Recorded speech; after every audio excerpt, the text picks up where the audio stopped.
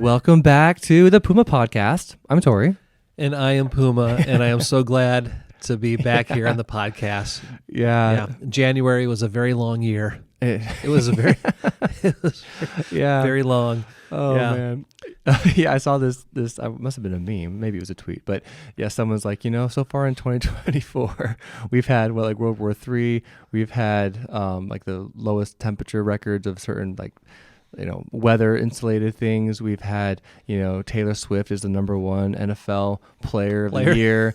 And it's only been 2 weeks into 2024. But right. Yeah, there's been a lot in 2024. Yeah, but we are glad to be back. I know we had sickness. Tori, you and your wife were both sick for a couple of weeks. Gross.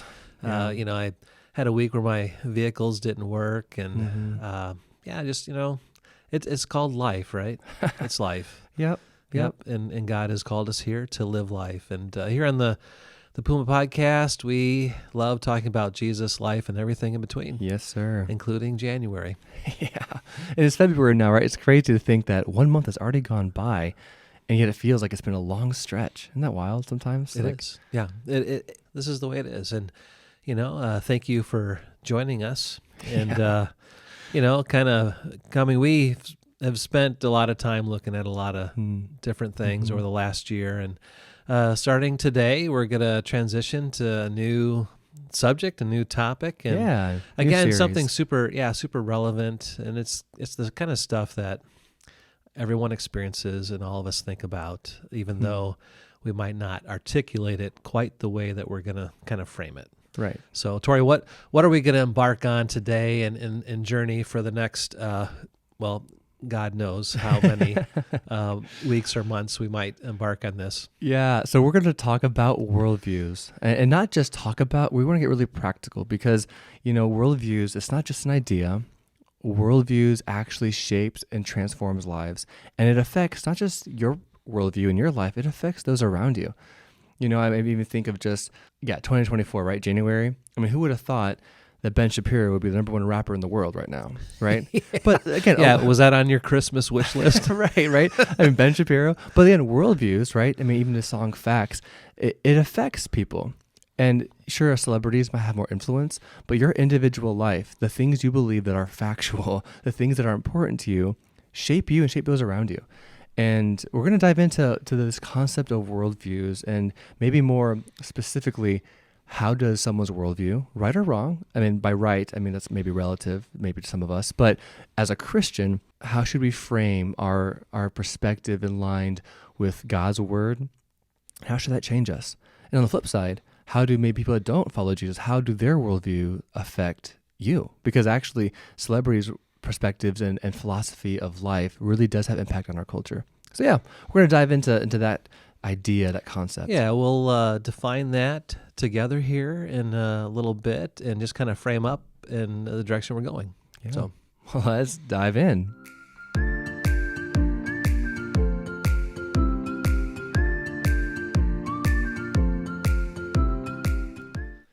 All right, Puma.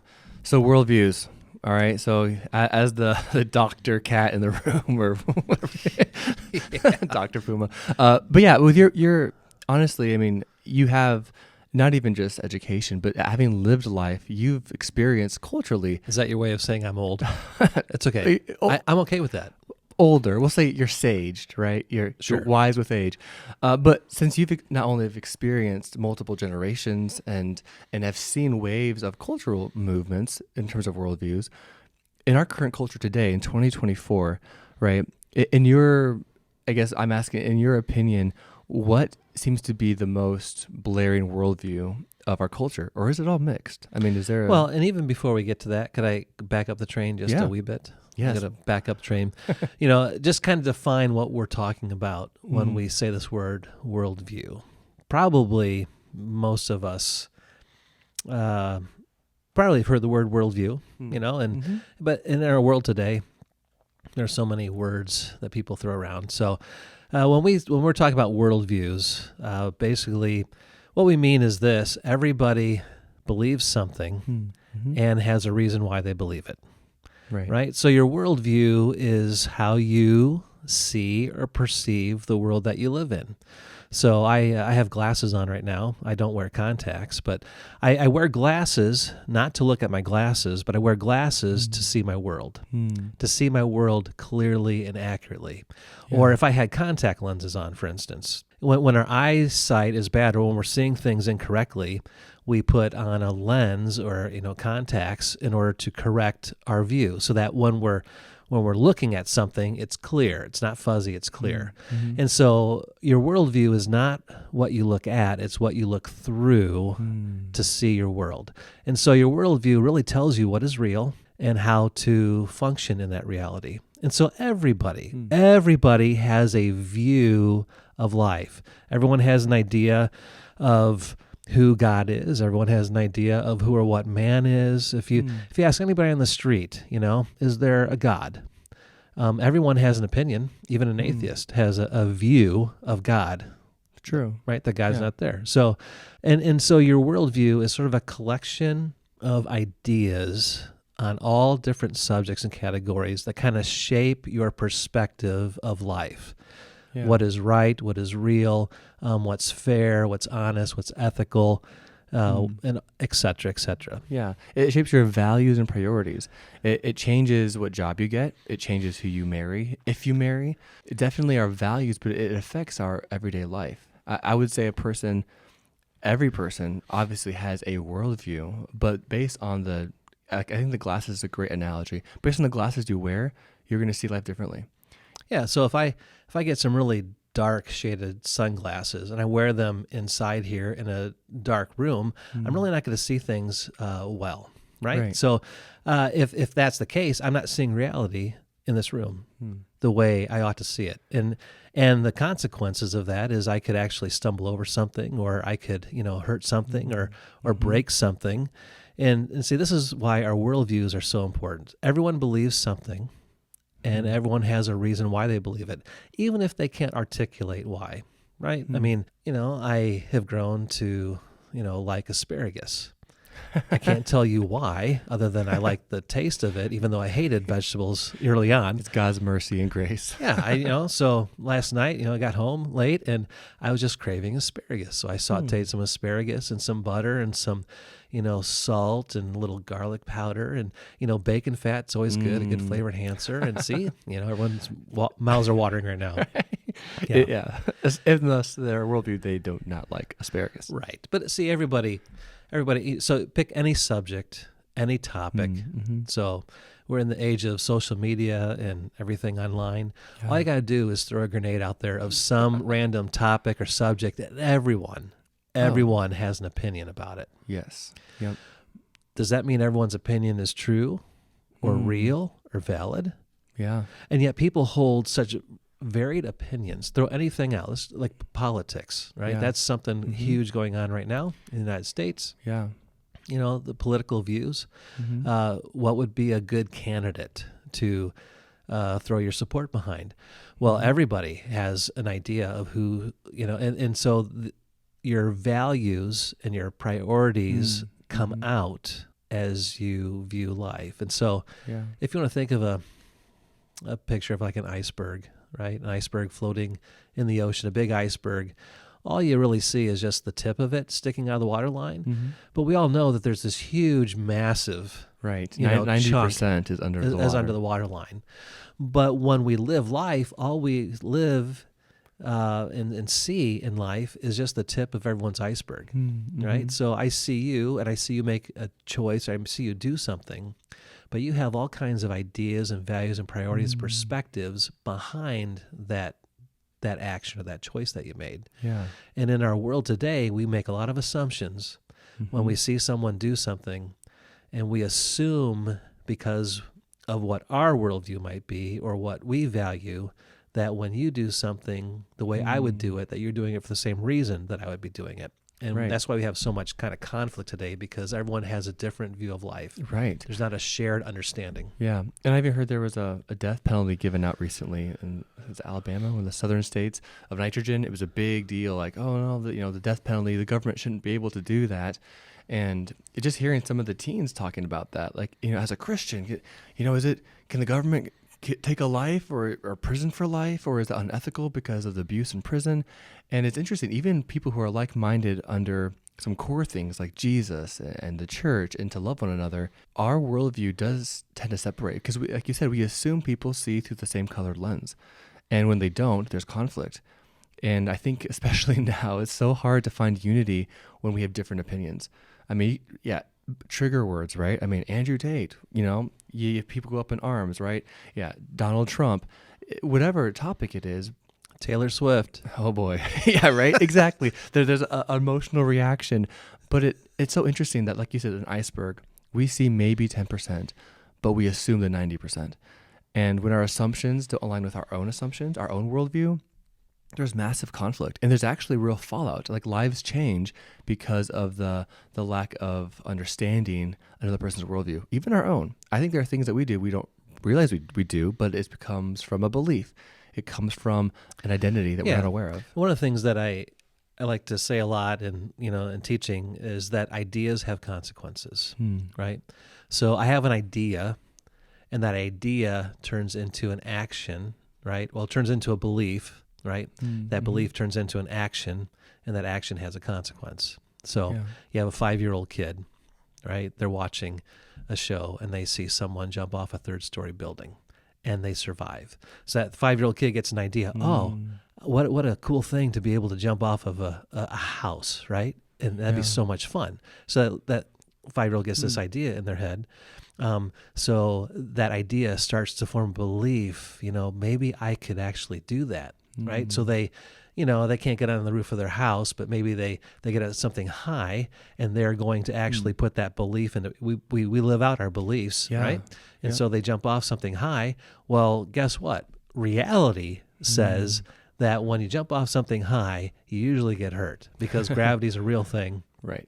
Just because you saw something on TV and it worked out doesn't mean that that's the way reality is. And so the idea for a 5-year-old that they can jump off a tall building and survive, that idea shapes a belief. That belief is an action, and the action then has a real consequence. You see, we live in a real world with real laws, real realities, and no matter how hard people try to escape the realities of life, reality it just is. So the question is, does my view of life match reality? So your worldview tells you what's real and then tells you how to live in that reality. Yeah. And so we see people all over the place doing all kinds of weird things. And why are they doing that? You see, ideas have consequences, and the greatest consequences are eternal. Yeah. Some ideas have consequences that maybe aren't that harmful, maybe a little uncomfortable. Doesn't mean all consequences are uncomfortable, right? Right. Yeah, like don't stand by the light pole because you'll get cancer. That's a worldview belief, and maybe it's true, but that's more minor compared to jumping off a building. Yeah, jumping off a building. So Paul says something interesting in the book of Colossians that I think will kind of help us. I remember reading this verse years and years ago, and it just kind of screamed to this. He says in Second Colossians. Yeah, Second Colossians. Yeah. He says in Colossians 2, verse 8, he says, "See to it that no one takes you captive through hollow and deceptive philosophy, which depends on human tradition and the basic principles of this world rather than on Christ." Right before that, he said, just as you've received Christ Jesus as Lord, continue to live in him, rooted and built up in him, strengthened in the faith as you were taught, and overflowing with thankfulness. See to it that no one takes you captive through hollow and deceptive philosophy. Yeah. Wow. And this is, that the word picture that Paul is using there is an interesting one, right? So like a ship, right? That's got a treasure on the ship out on the high sea, and the pirates are coming to steal that treasure, right? Boy. And so as Paul's talking to the church at Colossae, saying, Jesus is supreme, and the gospel is amazing, and you guys have heard it and you're holding on to it. Make sure that no one steals that, or like a pirate comes and steals this treasure from you. Takes it. Yeah, through hollow and deceptive philosophies, ideas that come through the basic principles of this world, these ideas that come from a worldly perspective or a worldly worldview rather than on Christ. And so as we talk about worldviews, our desire is to see the world as it really is. I want to live in reality because I want to see the world as it actually is. So I want to have a biblical worldview. I want to, and so I'm assuming that my view of life always needs corrected. That my worldview glasses always need adjustment because I know my sinful heart is prone to not see things as they really are. I mean, isn't that true? Yeah. I do something wrong, but I justify it. I make excuses for it. Yep. I don't even see that it's wrong, and I didn't even think that it was wrong, even though it's wrong. See, we always need our worldview glasses to be adjusted, and isn't this why we teach children? Because children come out thinking all kinds of, who knows what they think, but we are constantly teaching them and shaping them so that they can see and live in reality. Why? Right. Because ideas have consequences. Yeah. There's physical consequences, there's spiritual consequences. Yeah, I think one of the stories that really helped me understand this concept, I was one of the old Superman actors. Maybe you've heard the story, but there was a fan who was like, not in reality. He thought this guy's actually Superman, and he was enthralled by this character on TV. He thought he actually was bulletproof and could fly. And I remember there was like a meet and greet, and there was this crazed fan. He came and he brought a gun. He's like, I want to see this in action. I want to shoot you and watch the bullets bounce off. And I remember reading the story that the actor's like, no, dude, I'm just an actor. He's like, no, you're not. You're Superman. I want to shoot you. And ironically enough, the fan loved the actor. But again, the worldview, he thought he was actually Superman. And it's kind of a cool story because then the actor's like, hey, man, you're right. I am Superman. But if you shoot me, the bullet could bounce off and hit somebody else. So don't do it. And the fan's like, oh, okay. So he didn't shoot him. And then, of course, the cops came and took care of the guy. But it is interesting how even our good intentions, even when we mean well, if our worldview is off, if our perspective is off, intentions don't matter at the end of the day, right? We still will live according to our worldview. And that fan really, really loved that actor, but his worldview was off. And there could have been some devastating consequences. I love what you said about Colossians, because that idea of it being stolen, that just could have a worldview doesn't mean it can't be corrupted or switched, right? That hollow and deceptive philosophies could actually taint and actually disarm. It might remove our biblical worldview glasses completely off and replace it with a corrupt one, which means we have to be guarded. That worldviews need to be protected and guarded. We know what this, if you have glasses, you know that you get smudges and stuff out. You're always trying to clean off your glasses, right? We live in a world that is inundated with ideas. And false ideas. And Paul also, talks about this in 1 Timothy 4, that the Spirit clearly says in later times that men will abandon, truth and follow like the doctrine or teachings of demons, right? So there are false ideas everywhere. Temptation is everywhere, a worldly perspective. Or when Paul says in Ephesians chapter 2, that all of us also used to live in the world at one time, following the ruler of the air, the Spirit, who is now at work in those who are disobedient. Yeah.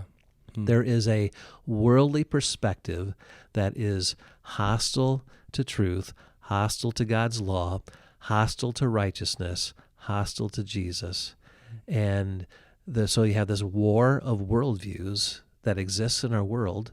And so really the reality the Bible paints is that this is a spiritual battle that is afoot, that every person alive is involved in, whether they realize it or not. And that's another area of worldview as far as philosophically what makes something really real. Because some people, like an atheist, would say there is no supernatural. Right. There's just the physical, right? Mm-hmm. And if you live that there's no supernatural, then you make choices that there's no supernatural. But if there really is a supernatural or a unseen component to reality, and you are ignoring that part, then you're going to hurt yourself. And ideas have consequences, and the greatest consequences are eternal. Yeah. And so this is why this concept of worldview, or examining our worldview. And so this is what we want to do in this series, is help us to identify what is a healthy view of life, a healthy worldview, and in a way to help us see your own worldview. Yeah. See, I don't look at my glasses. I look through my glasses. It's really hard to look at my glasses. But if we can, from a worldview perspective, step back and just kind of do some inspection on the worldview that I hold, because I want to live in reality. I want to see the world as it really is. Right. And so I can live in a way that is real. Right. Because I know that life has consequences. Right. And your worldview affects not just you, but others. Right. Like our worldview matters. It affects those you love. It affects yourself. And it affects your eternity. Like your perspective on life, on God, on the world has real life application. And some consequences based on your worldview could be very damaging. And unfortunately, I think a lot of us are deceived. Even Christians, myself, we are never immune to being deceived by the world and through our sin. Yeah. So what's a good AQ, Puma? What's a good way? I'm excited for this series. I'm excited to dive into this concept. Yeah, we're just kind of introducing it today, and we'll get into different individual topics and maybe identify some popular people that we might know and look at some of their views of life and how they intersect, and have a lot of fun with this. As far as like an applicational question, an AQ, one would be to do you acknowledge that you have a worldview that might be flawed? Because I have ideas, and the reason why I hold the ideas that I have is because I think they're correct. Right. And so I get upset when people challenge them, or people tell me that how I'm seeing life is not correct, especially even those that love me and care about me. It's amazing how people outside of me see me more clearly than I see myself. And, do you recognize that you have a worldview, and that your worldview probably needs some adjustment in one way or another? Yeah. A second question might be, have you considered that how you view life not just impacts you, but that impacts other people? So the importance of having a healthy or a biblical view of life, to see reality and then to live reality, is not just for yourself, but it's for everyone that you know. You love other people by viewing life the way God says life ought to be viewed. Yeah. You love other people when you have a worldview that is more in line with how Jesus views the world. And so, again, this is how we love Jesus and follow after Jesus, is by thinking like him and seeing the world through his eyes. And so the closer we can get to having that perspective, the more we're going to love the people around us. And this concept that ideas have consequences, that we can live in a way that is safe and healthy and vibrant and flourishing, which is what everybody wants. Right. No, that's good. Yeah, well, thank you, Puma, and thank you guys for coming along. This idea was brought up to us by someone who had a question for us, a topic of worldviews, and so thank you for submitting that question. And yeah, guys, if you have any questions for us, as always, you can reach out to us at thepumapodcast@gmail.com. We'd love to hear from you. If you have questions or even comments, we'd love to hear from you guys, and just appreciate you guys' continual support, and love learning with you guys. So yeah, hey, tune in next week for another Puma Podcast. Till then, bye. Bye-bye.